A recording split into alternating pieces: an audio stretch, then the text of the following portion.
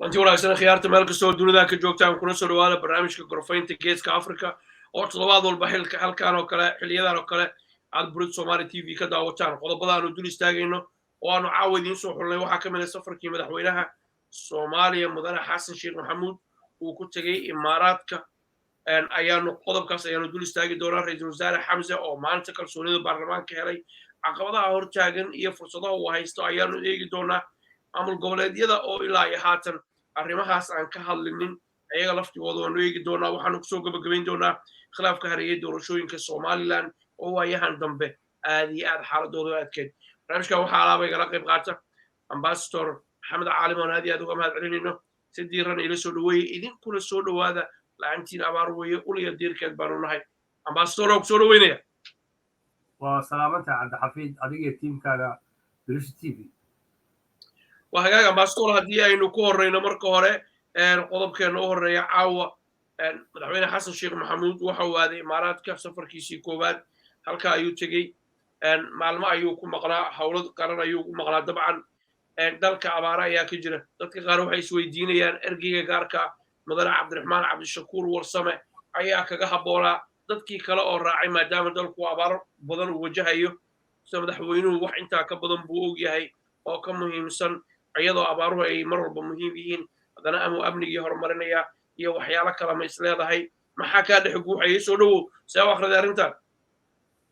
marka waa salaamaya dhammaan bulshada soomaaliyeed ee ku xiran Somali British TV inta daawatay inta dhegaysataa kolley madaxweynuhu waa cusub yahay bishii mataqaanaa May 15keedii hadda bil xoogaa ayuu mandate-ka mataqaanaa dalka uu la wareegay problemka ugu badan imaaraadka ugu tiran wuxuu ku xisaabtamayay waxaad moodaa inuu jiro political agreement oo wuxuu ka haystay la taliyiisii advisor Xuseen Macallin oo security advisor ahaa iyo taliyaha Niso Mahad Salaad ah marka waxaad moodaa in ay hadda imaaraadku ay siinayaan heshiis waxaad moodaa inuu imaaraadku ay choice gareysteen delegate-ku soo kaxaysan karo saas aan ila muuqata ka falanqeyn ahaan maadaama imaaraadku ay hadda ka horna xiriir gaar ay ku lahaayeen ay mar kastana ay security-ka Puntland ay ciidamo ay maalgeliyaan ay u tababaraan mataqaanaa dekedaha Soomaaliya ay maalgeliyaan marka imaaraadku waxay moodaa waddanka Ethiopia iyo Eritrea ay heshiisiyeen lacago badan ay siiyeen marka imaaraadku hadda muhiimad gaar ah ayuu siinayay kulanka madaxweyne xasan sheekh maxamuud sheekh maxamed bin sayid al nahyaanna waa nin awood badan oo mataqaanaa saameyn ku leh dunida reer galbeedka dunida muslimka marka waxaad moodaa hadda inay heshiis soo wada galeen oo heshiiskaas uu ku kooban yahay reer wasaare wax kama oga maamulkooda wax kama oga waxa heshiiska waxa ka og taliyaha Nisa iyo advisorsiisi isaga heshiiskaas marka waa heshiis amni oo ay toos ay xasab ay kula dhilgareynayaan waa hagaag waa gartay dabcan wixii kale oo faahfaahin madaxweynuhu sida wararka aan ku helino madaxtooyada ka helino caafimaadkiisu aad iyo aad buu uga fiican yahay sida dadku ay sheegayeen waanu arki doonaa meeshii ku dambaysa iyo markuu madaxweynuhu hadlo wixii ka soo baxa arrimahaas ilgaar ayaanu ku hayn doonaa 15kii bishaan haatan aanu ku jirno madaxweynuhu wuxuu magacaabay ra'iisul wasaare Xamse Cabdi Barre ayuu magacaabay maantana baarlamaanka ayuu kalsooni ka helay maxaa kaaga baxay waa maxay baan leeyahay waxyaalaha ugu muhiimsan oo isleedahay ra'iisul wasaaruhu in uu dardar geliyo ayna muhiim u tahay in dadkan iyo dalkan uu horumar gaaro soo dhawow hore wasaaruhu waa nin mataqaanaa in badan muqdisho joogay ilaa dowladdii xasan uu dhisay mataqaanaa ahayd ugu horreysay 2012 ilaa hadda 2022 wasaaruhu nin uu xiseysan ma xogiyihii xisbiga ayuu ahaa nabadda iyo horumarka caqabadihii reer wasaarayaashii hore soo wada qabsadoo dhan isagoo sugayaan kow power sharinka waxaa ka mid waa qodobka ugu daran oo ah inay beel kasta ku xisaabtamayso wixii la baray in la siiyo oo haddii ay iska weydo ay dhibaato noqonayso maadaama aanu dalka constitution jirin tirakoob aanu jirin kuraasta aan xisbi lagu qaybsanayn mataqaanaa muhiimad kale lagu qaybsanayn oo ay tahay 4.5 taas caqabad wey tan labaad waxa kaloo caqabad ah gudoomiyaha baarlamaanku iyo madaxweynaha maamul goboleedka koonfur galbeed isku hal dhinac ka wada socdaan haddana heshiisku ma aha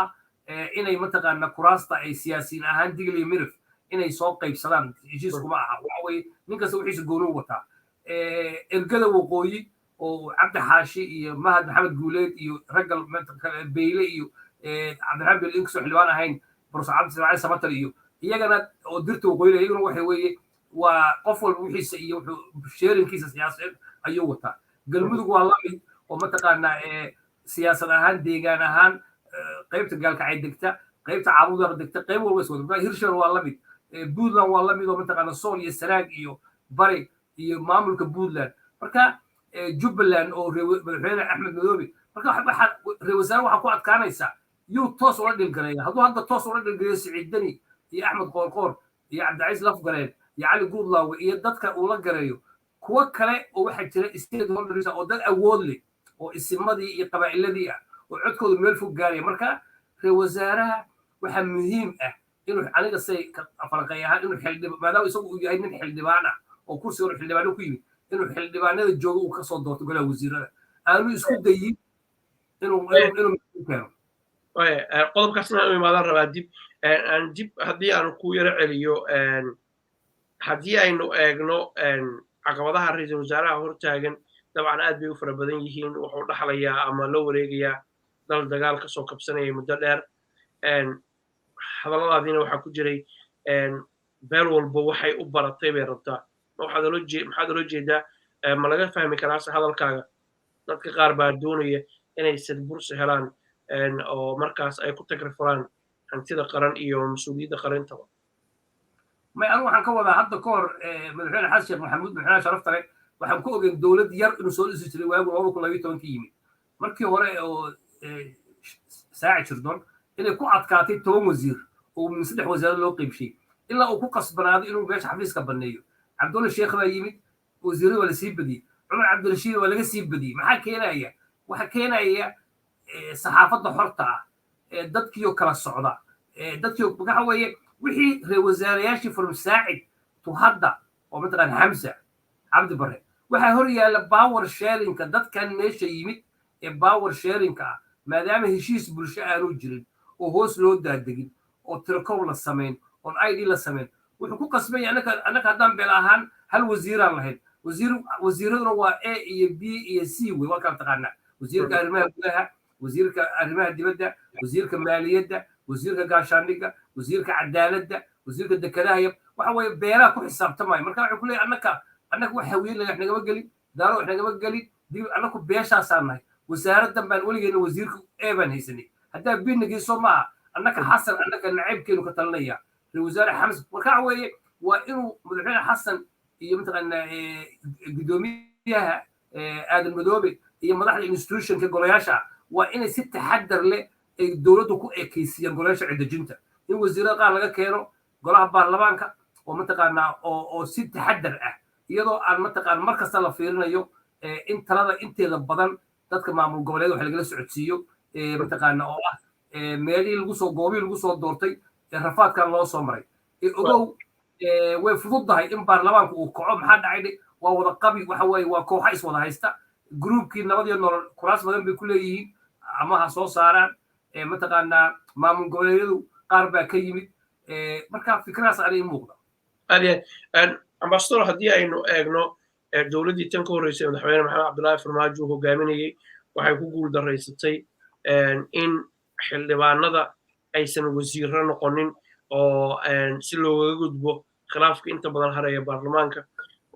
ra-iisul wasaaraha laftigiisa cusub waxaa muuqata inuu kuwan kasoo dooranayo soo isagu hadalka u dhigay qaarkood gudihiisa wasiirada wasiirro tayala xukuumad tayalana uu soo dhisi doono ma kuu muuqataa maanta meel wax laga toosin kara inay jirto in xildhibaanadu aysan mar rabo wasiirro noqonin oo wasiirada bulshada rayidka laga soo doorto maadaama ay ku jiraan dad badan oo aqoon leh kartida waxla qaban kara si looga baaqsado waxyaalihii soo noqnoqday ee ila meeraysada ahaa soo dhow waxa weeye hadduu xildhibaan ka falanqayn ahaan hadduu xildhibaanada ka tago oo aanu wasiirada inta badan xildhibaanada ka keenin waxa weeye qalab uu ku shaqeeya haddaad tahay injineer oo qalab aad ku shaqaysa aadan hayn waxa weeye dhibaatay marka waa inuu baarlamaanka waa inuu ku shaqeeyaa maadaama uu rabo inuu arrimaha caafimaadka hoos loogu daadego arrimihii waxbarashadooda loo daadego arrimihii gaashaandhigga amnigii marka waxa waa inuu xildhibaanada ugu yaraan 30 ilaa 40 ka keenaa oo wasiirro ah oo mataqaana dadka uu isleeyahay وأغلب اللي لما جرب على الدورتي سيد إكسام القديشة ديريو كلام كان إكسام وسقطه متقنا مصطفى الحلو سقطه وحوي رج dadka noocay dadka la midka oo min 20 sano tirsanaya oo meesha muddo ku jiray iyo dadka la midka way fudway waxay yaqaanaan professional ku yihiin qaabka maxamud soo xildhibaan wad ogtahay shariif sheekh axmed waa xildhibaan cabdiraxmaan cabdi waa xildhibaan xashiq maxamed waa mutaqaacid farmaajo waa xildhibaan waxa weeye hadda waa ka riski badan ra'iisul wasaare xamse muxuu ah waa xildhibaan marka hadda waa in wax badan la xeeriya maadaama dowladdu ay noqotaa mataqa istaag oo fariiso waa in wax badan la xeeriya madaxweynuhu waa inuu deganaansho badan muujiya madaxweynuhu waa inuu ku degdegin in wax ka bedelo isla markiiba maamul gobolka banaadir institutionka gaashaandhigga institutionka caafimaadka xiriirka maamul goboleedyada haddii uu markiiba sidii mataqaanaa nabad iyo nolol uu la yimaado annaka unbaa mataqaanaa road map samaynayna hadduu xasan sheekh la yimaado road map isaga u gaar ah wax yar buu ku fashilmaya wax yar fashilkan waxa keenaya hadday dadku kala noqdaan kalsoonida waxa weeye dadkan reer galbeedku dowlad beesha caalamku aqoonsay wax macnaa ma keenayso 20 sano beesha caalamku aqoonsatay waxa la rabaa bulshada Soomaaliyeed in laga keeno rabitaan hoose si lagu gudbi karaa in heshiisiin la sameeyo heshiisiin oo ah hadda wada socota marka aan ka dhaxgalay Somaliland iyo Puntland marka laga reebo inta kale waxay u baahan yihiin heshiisiin hoose u baahan ma cadayde degmooyinka inta badan baabuur lagu matay karo أقرتي حسن موضوع كان موضوع عندي بقول قندونة يا بدلان سومالان ملي هذا تكرق أو الروب كدين جيت كب حنين جود السجاين ويلر الصومالية ذو هو يمكن طبعا حبوا كل كوريين أما الدين يكسو كوريين دجال الله سيكتب قرين أو حد يعرفون حروي نصيب درا شكل سبها هات حلوانة أن بستورة هدي عندي بوصل نقولنا أرنت كسابسن جول كبنادر muhiimad gaar ah ay goobtaan leedahay qoysaska kale ama deegaamada kale xaq fara badan bay heleen oo iyagu ay leeyihiin gobolka banaadir inta badan aysan matalaad xoog badan aysan helinin misaal ahaan haatan gudoomiyaha jooga gobolka banaadir barnaamijyaada korarkaan ku samaynay waana say dadku hadal ku dhigeen waxay noo sheegeen inuu yahay kii ugu liitay ee abid soo mara gobolka banaadir gudoomiye ka noqday jaalle cumar finish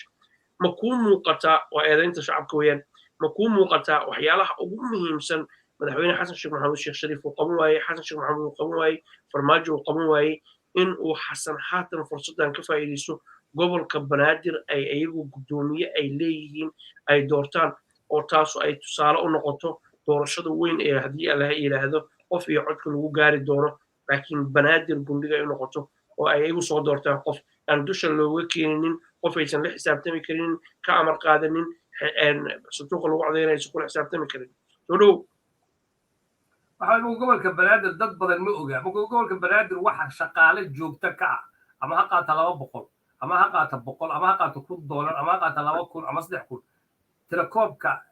aan sida hoos u helay 5,000 dad gaaraya ayaa ka shaqeeya dowladda federaalka ah shaqaale ay leedahay waa arrin facta oo aan been ahayn qofkii uu raadi karaa waxa iyo gobolka banaadir ama way isla eg yihiin ama gobolka banaadir baa ka shaqaale badan waa meel policy aan loo haysto waxay leedahay wax kasta leedahay waaxda caafimaadka waaxda amniga waaxda mataqaanaa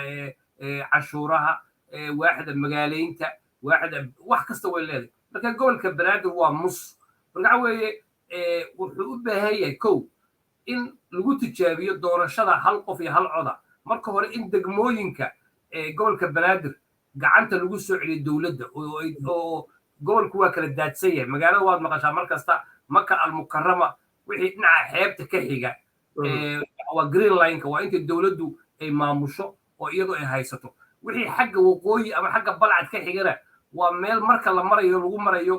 taangiyo iyo baabuur gaashaamo iyo dhibaato badan maxaa dhacay dadkii waxay degeen wadooyinkii baa la degay xaafad xilliga farmaajana xaafad baa loo xiray jidcadeesha waa la wada xiray oo blogga la wada saaray meel kasta marka in blogyada la qodo ciidii baa la qodo waa la wada xiray gobolka banaadir wuxuu u baahay kow degmooyinkii in la isku furo in mataqaana la xoojiyo degmo dhanba waxa degan 50,000 waxa degan 100,000 150,000 intaasoo ganacsi baa ka furan haddana suuqa bakaana aragtay markaa tagto waxaa is leedahay meeshan ma ban baa lagu qarxiyay ban sida dadku ay mataqaana qudaarta ay muxuu u kala daadsan tahay dadku u daalay maxaa dhacay dadkii baa ka batay system lagu dhexgeli ma jiro marka waxaan u arkaa inaan gobolka banaadir lagu degdegin ee madaxda uu si tartiiba loo bedelo dad wareero lagu soo xuray oo mataqaana gobolkii garan kara barnaamijka hadduu madaxweynuhu isaga khaldamo national issue-gii iyo kii gobolka banaadir madaxweynuhu qatar buu gelaya marka waa inuu wasaaradaha iyo hay-adaha khuseeya iyo waxgaradkooda odayaashooda uu iyaga siiyaa jaanis maadaama gobolku wuxuu qaadanayaa dibishisiintiisa iyo isdhexgalkiisa ugu yaraan wuxuu qaadanaya dhowr bilood ilaa sanad buu qaadanaya in reform lagu sameeyo waxyaalaha kaloo oo ra-iisul wasaaraha dabcan u yaala wada shaqaynta maamul goboleedyada iyo xukuumadda weeye oo isaguu garwadeynka ka yahay haatan waxaa muuqata doorashaa laga soo baxay waa la daayan yahay maamul goboleedyada madaxweynayaashii maamul goboleedyadu kulligood waa aaminsan yihiin ku muuqataa ra-iisul wasaaruhu inuu booqdo u tago la isku soo dumo oo dowladda iyo maamul goboleedyada isku soo dhowaadaan annagoo ay marka puntland laga reeba aan ognahay maamul goboleedyada kale oo dhan dowladdii madaxweyne xasan sheekh maxamuud tii hadda dhacday ka horreysay in la wada dhisay xiriirkaas soo jireenka in la soo celiyo halkaana laga sii wado waxayse la aaminsan yihiin maamul goboleedyadu madaalan yihiin oo doorashaa laga soo baxay mise waxay sugayaan golaha wasiirada cidda lagu soo daro seeftay galka kala bixi doonaan dhowaan madaxda maamul goboleedyada marka laga reebo jamhuuriyadda somaliland oo iyadu gooni u go'an oo gooni isku magacaawday oo institution gaara leh marka laga reebo maamul goboleedka puntland dadka degan waxa laga hadlaya waa reality qabyaalad maaha dadka degan waxay aad diyaar ugu yihiin dowladnimada maxaa dhacay degmo kasta waxay ka fikiraysaa waddada inay furto inay al-shabaab iska celiso inay mataqaana waa iyagoo aan helin kaalmo dowlad federaal ah marka dowladdu waa inay qiimeen ku samaysaa maamul goboleedyada aaminsan inay dadka ugu badan haystaan hadda hirshabeelle bulsho badan baa ku nool waa community weyn haddana wadda ma xoreyn karaan ma garan kartid waxa hortaagan koonfur galbeed markaa aragtid wadda ma xoreyn karaan waxay ku leeyihin qabiil badan baan nahay dad badan baa jubbaland waa la mid wadda ma xoreyn karaan markaad fiirisid qaabka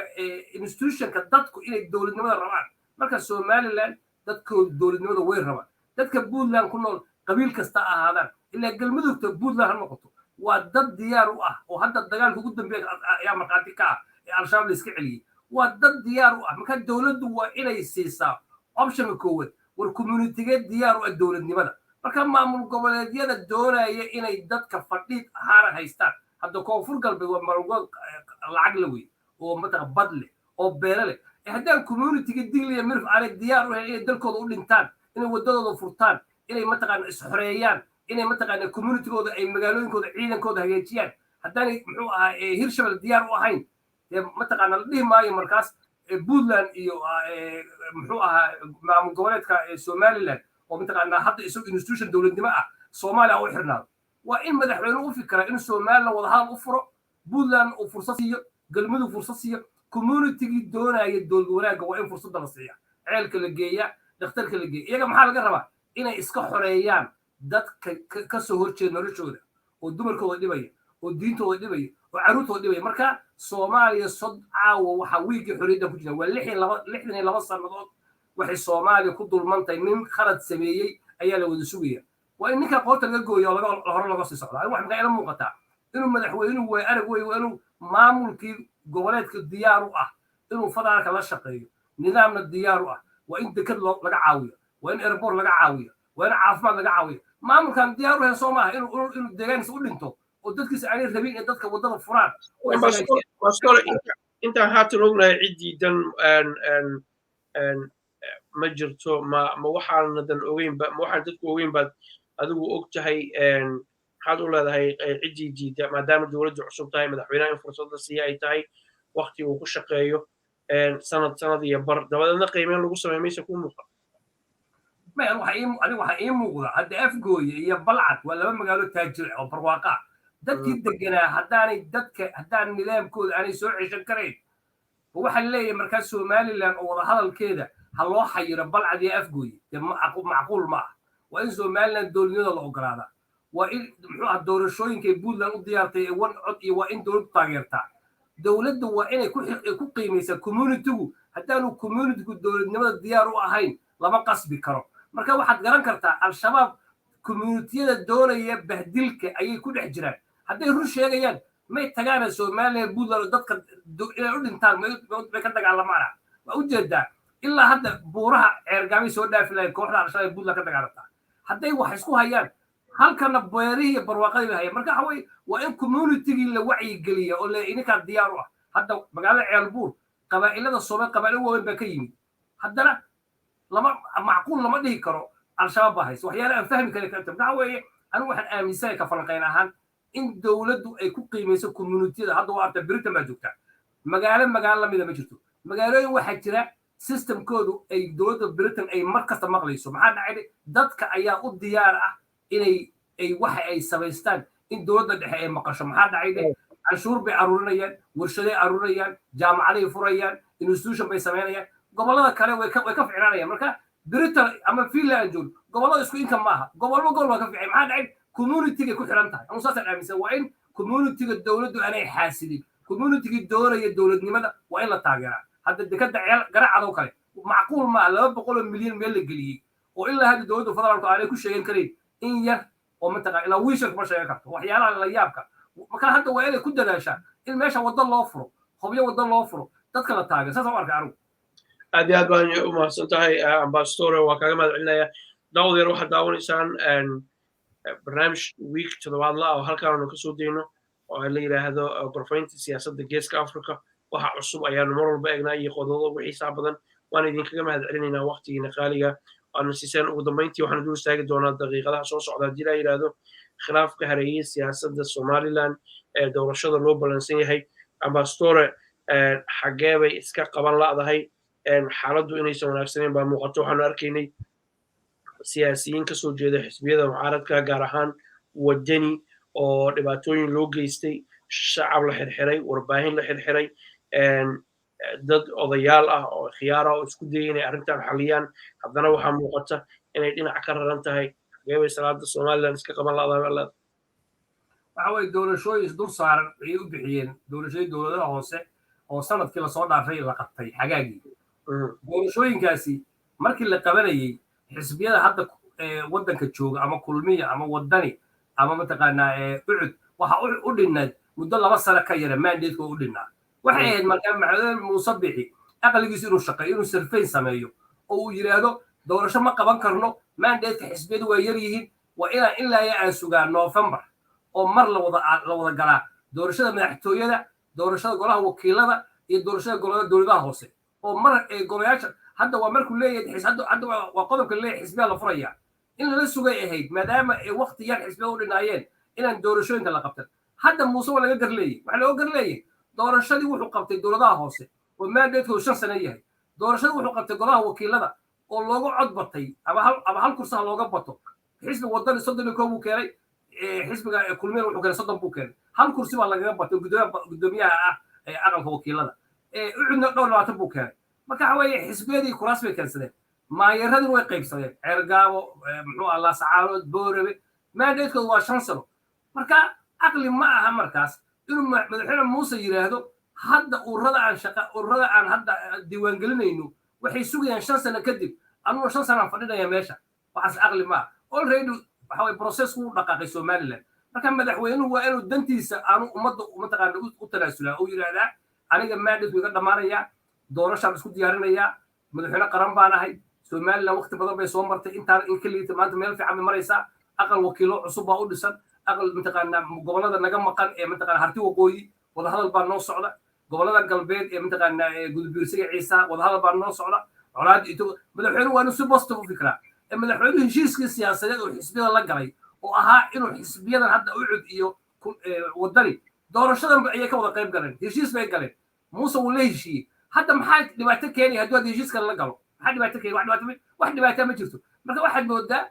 inuu madaxweyne muuse qallaaso siyaasadeed oo isaga u gaaro Somaliland ku wado ka falanqayn ahaan waxaan u arkaa aniga ka sharci ahaan iyo kalkalususho ahaan iyo ka taariikh ahaanba inuu kursigiisa ku eeganayo maadaama ay fursad 2 sano waqti ka yar ay u dhineed inuu wax la sugayeen markaas haddii marka uu khaladkii dhacay oo hadda golayaal cusub la soo doortay waa in la qabtaa kursiga madaxweynaha oo tartan u galaan xisbiyadan kuraasta kule dowladaha hoose iyo aqalka ururada hadda la diiwaan gelinayana ay ka qayb galaan doorashada 5 sano kadib ah 2016 taas oo arkaan وحقاق امباستور هذه بنكون مدعوني بقولك بقول داود يلا وبرنامجي غرفينتا جيسك افريكا امباستور محمد عالم با يغو مرتيها انا هذه الوقت يسوون مدعوني اي فلانقين شنو falanqayntiisaba idinka ayaa daawanaya intaanu kanoo kale dib u kulmi doono waxaan idin leenahay Soomaalidu diida ceeb naftiina